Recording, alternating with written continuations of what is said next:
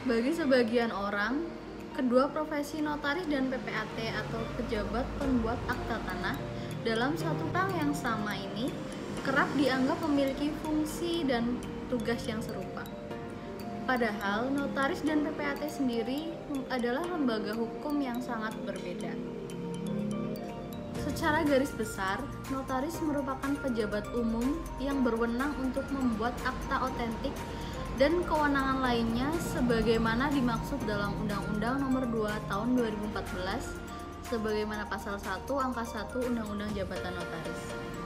Sedangkan untuk PPAT atau pejabat pembuat akta tanah adalah pejabat umum yang diberi kewenangan untuk membuat akta-akta otentik mengenai perbuatan hukum tertentu, mengenai hak atas tanah atau hak milik atas satuan rumah susun sebagaimana dalam pasal 1 angka 1 PP 37 tahun 1998.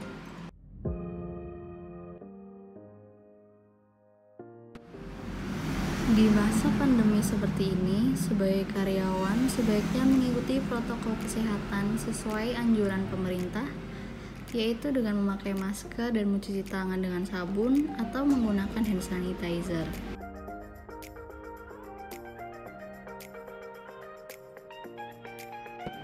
Untuk struktur organisasi di kantor notaris dan PPAT, yaitu notaris dan PPAT itu sendiri sebagai pemilik jabatan dan wewenang tertinggi di kantor, dan memiliki bawahan, yaitu terdiri dari staf administrasi dan staf lapangan.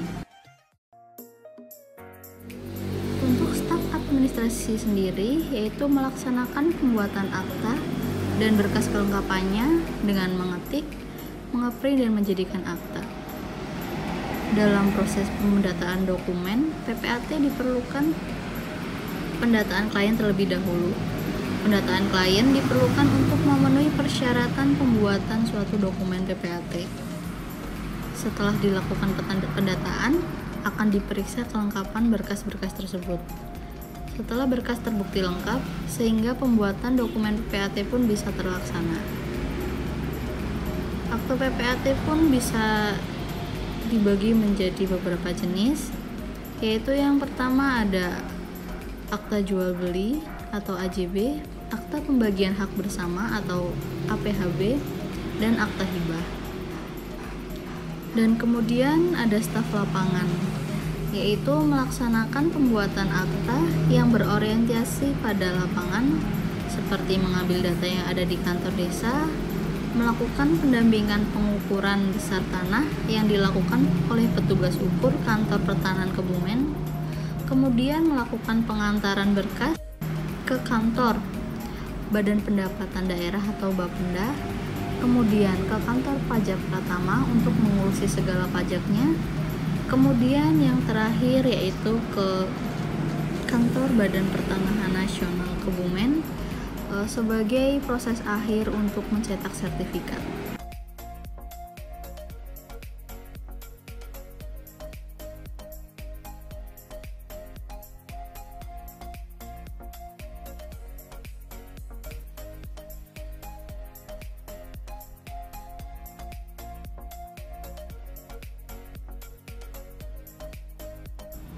Demikianlah profil organisasi dari kantor notaris dan PPAT.